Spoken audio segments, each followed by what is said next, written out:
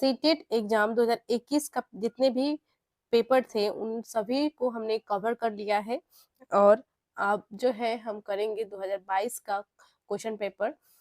यदि आप भी तैयारी कर रहे हैं सीटेट का तो प्लेलिस्ट में जाकर जरूर उन वीडियोस को देख लें। जो भी ऑनलाइन एग्जाम हुए थे उन सभी वीडियोस को जो है प्लेलिस्ट में अपलोड कर दिया गया है उसके प्रीवियस क्वेश्चन सॉल्व करके। तो यदि आप तैयारी कर रहे हैं सीटेट के लिए तो चैनल को जरूर सब्सक्राइब कर लीजिए। और अब जो है 2022 का पेपर हम शुरू कर चुके हैं। सीडीपी से संबंधित प्रश्नोत्तर 2022 का 3 जनवरी 2022 का पेपर का अपलोड हो चुका है चैनल पर। और ये जो है ईवीएस से संबंधित क्वेश्चन आंसर आज शुरू करने जा रहे हैं जो भी 3 जनवरी 2022 का पेपर का है।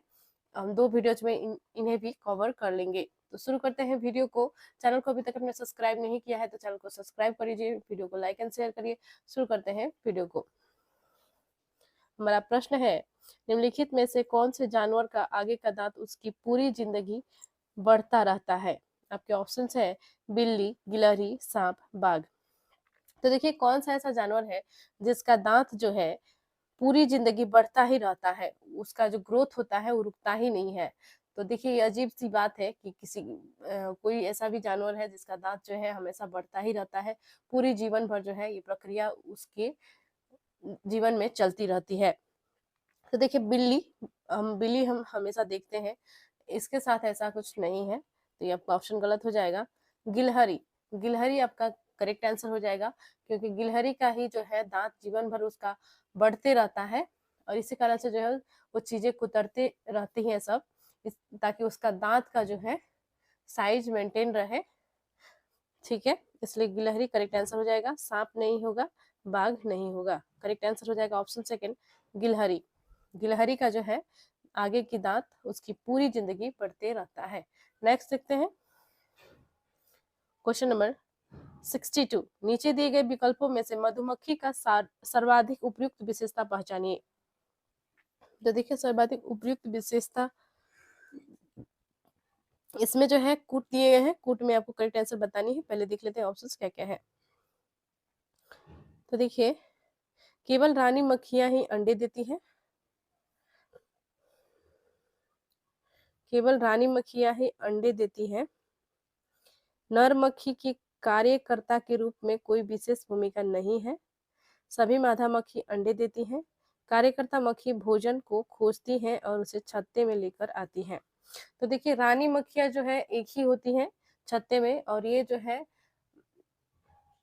अंडे देती है, ये करेक्ट है। और देखिए और इसमें जो है आपका है नर मक्खी की कार्यकर्ता के रूप में कोई विशेष भूमिका नहीं है। हाँ नर मक्खियों की संख्या भी कम होती है छत्ते में और इसकी कोई विशेष भूमिका नहीं रहती है, ये करेक्ट है। तो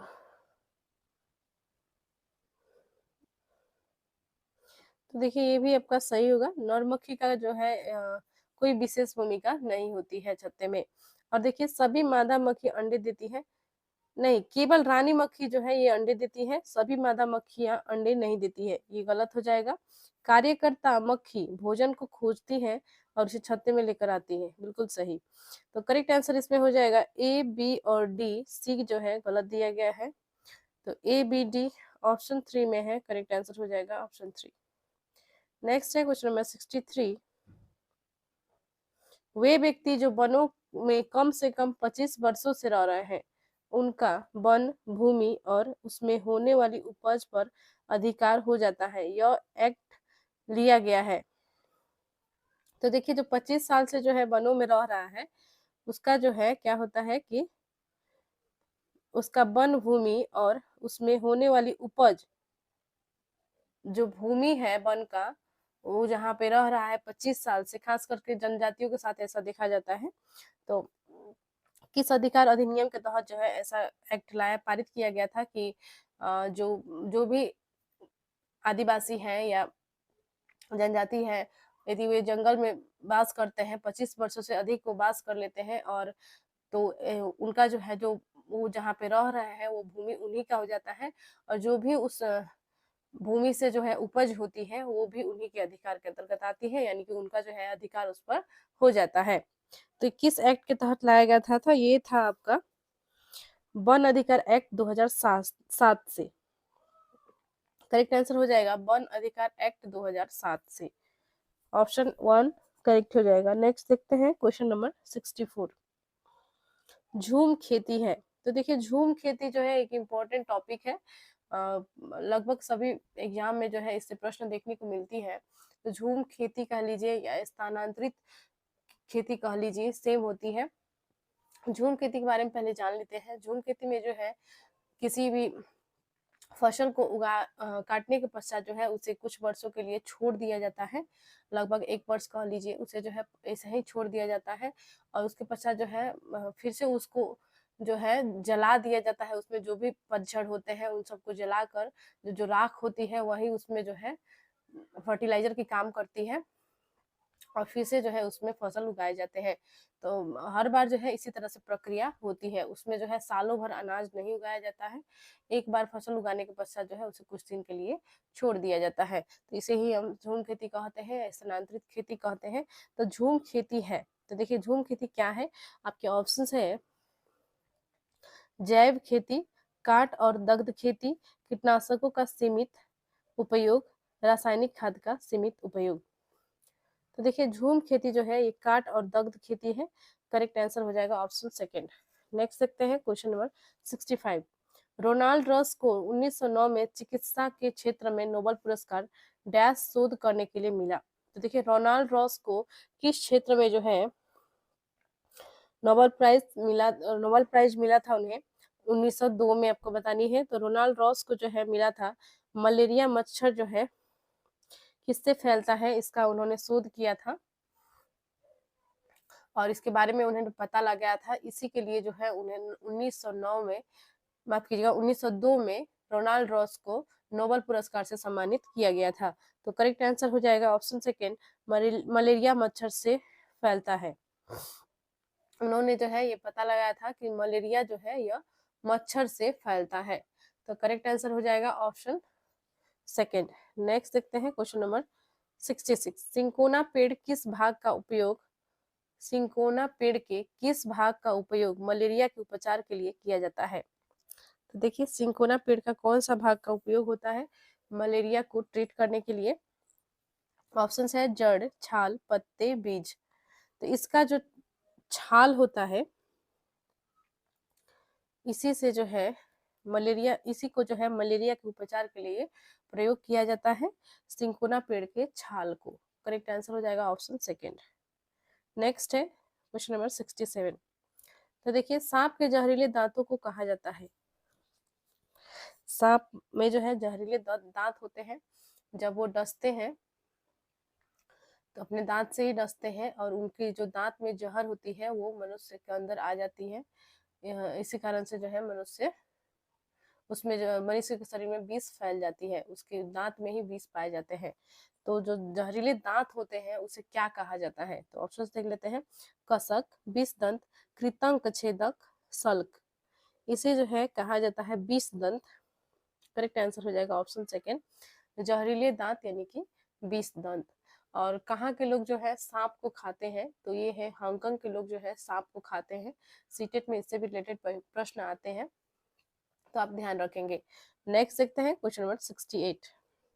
निम्नलिखित में से भारत में मिलने वाले कौन सा सांप जहरीला नहीं है। तो भारत में जो है 4 प्रकार के सांप जो है जहरीले सांप पाए जाते हैं। तो यहाँ पे देखिए कौन सा सांप जो है जहरीला नहीं है। ऑप्शन है दुबुइया, रसल वाइपर, अफाई, क्रकज सल्की वाइपर, भारत सेल अजगर, पाइथन, करैत। तो देखिए इसमें जो है भारत सेल अजगर यानी कि पाइथन जो है ये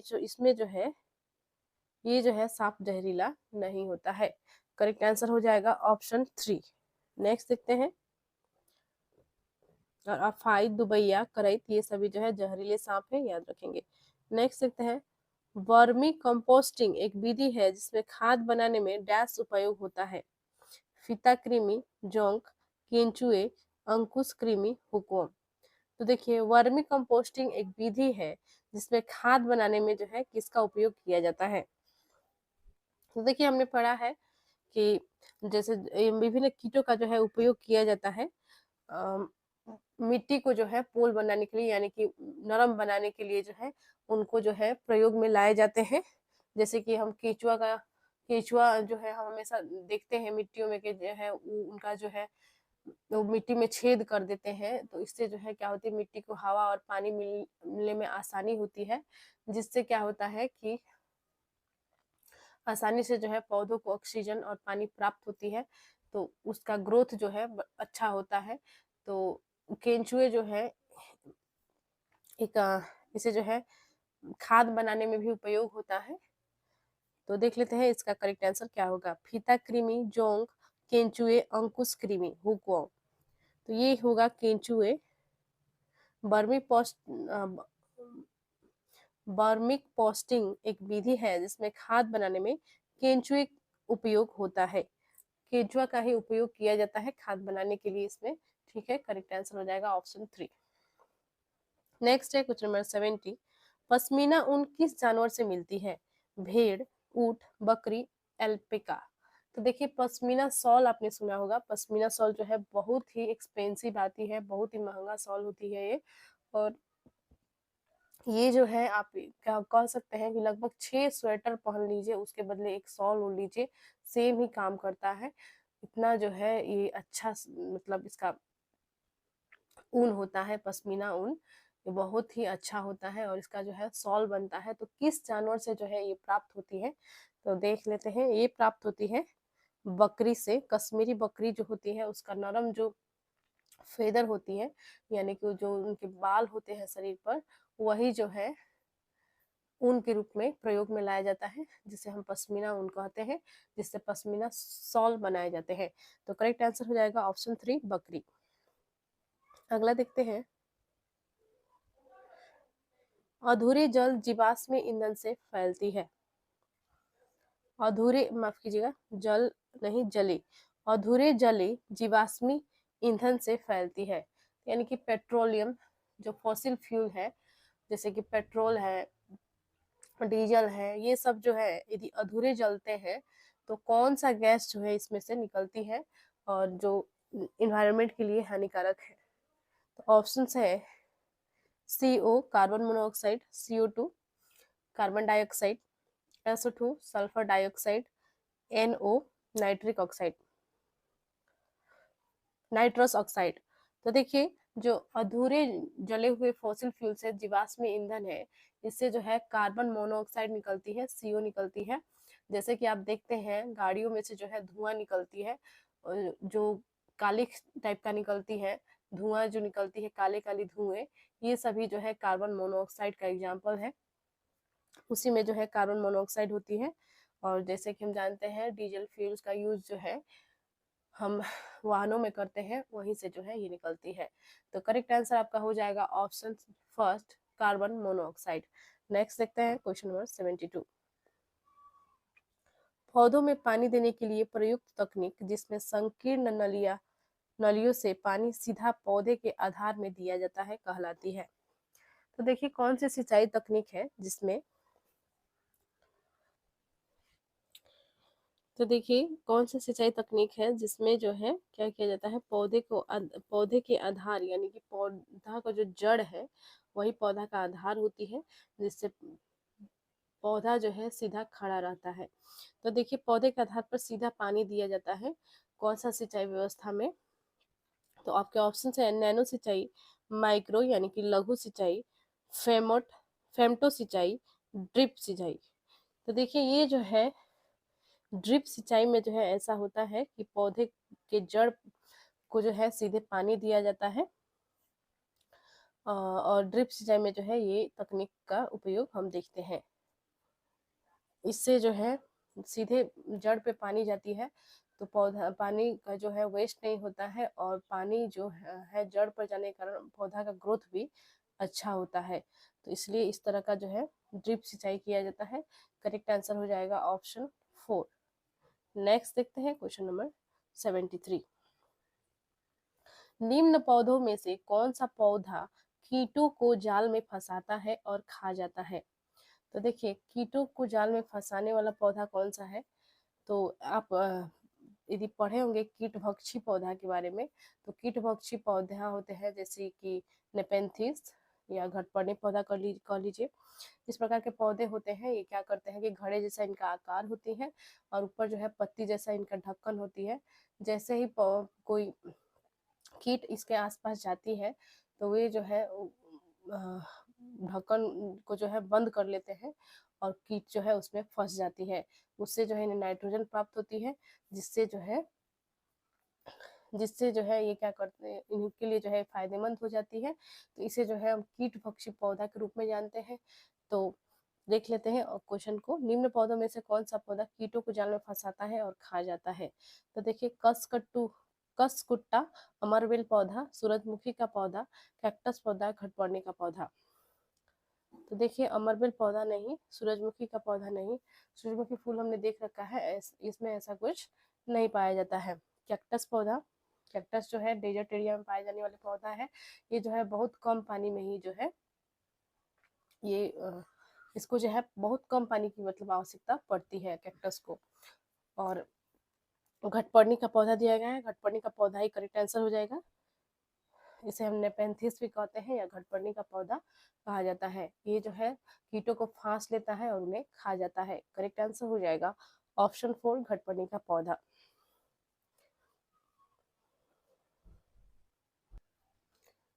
क्वेश्चन नंबर 74 है, वर्षा के पानी को भविष्य में उपयोग करने के लिए संचित करना डैश कहलाता है। तो देखिए वर्षा के पानी जो है बहुत सारी जगहों पर जहाँ पे पानी कम पाए जाते हैं या बहुत सारे शहरों में जो है जहाँ पे पानी की बहुत कमी होती है, वहाँ के लोग क्या करते हैं कि वर्षा के पानी जो है संचित करते हैं, यानी कि उसे जो है संरक्षण किया जाता है, उसे जो है रखते हैं वर्षा का पानी अनेक उपयोगों के लिए।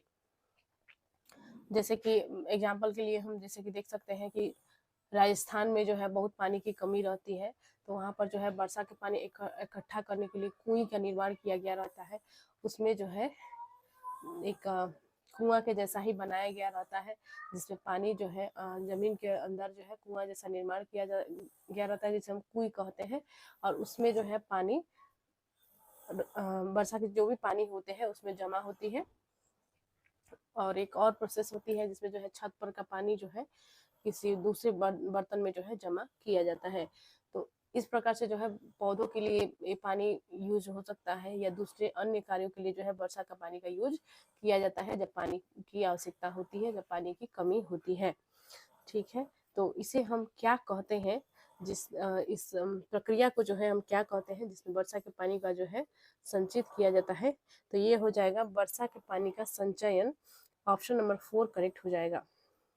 उत्खनन नहीं होगा, वर्षा के पानी को पंप करना नहीं, वर्षा का पानी इकट्ठा करना नहीं। करेक्ट आंसर हो जाएगा ऑप्शन नंबर 4 वर्षा के पानी का संचयन करना। ऑप्शन 4 करेक्ट है। देखिए एक आपके लिए इंफॉर्मेशन है, लूसेंट का जो भी बुक है ऑब्जेक्टिव वस्तुनिष्ठ प्रश्न का, उसका जो है हम इस चैनल पर कवर कर रहे हैं उस बुक को।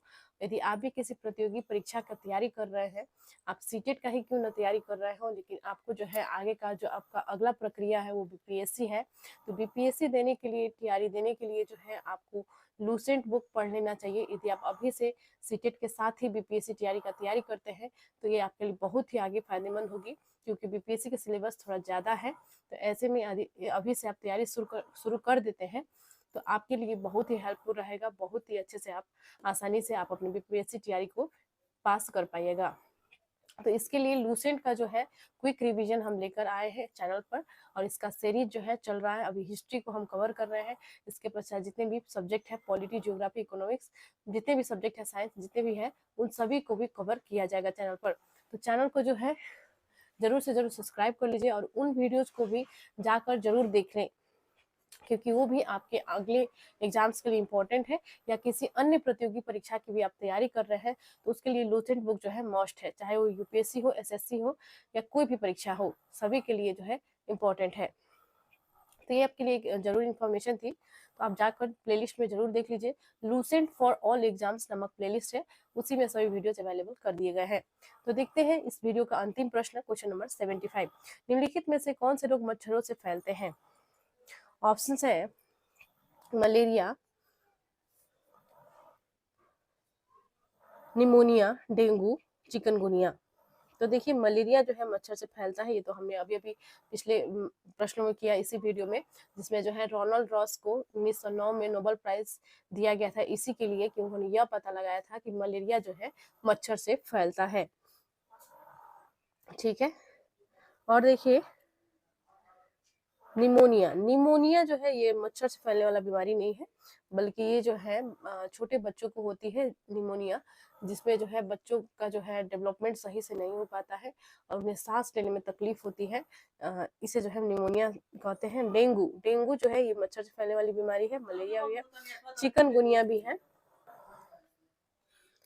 ऑप्शन डी भी करेक्ट है। तो देखिए ऑप्शन ए सी डी इसमें करेक्ट हो जाएगा, बी नहीं होगा। ए सी डी ऑप्शन 3 में दिए गए हैं, करेक्ट आंसर हो जाएगा ऑप्शन 3। इस वीडियो में इतना ही करेंगे, मिलते हैं नेक्स्ट वीडियो में। चैनल को जरूर सब्सक्राइब कर लीजिए और आपसे रिक्वेस्ट है वीडियो को जरूर किसी ग्रुप में शेयर कर दें। बहुत बहुत धन्यवाद।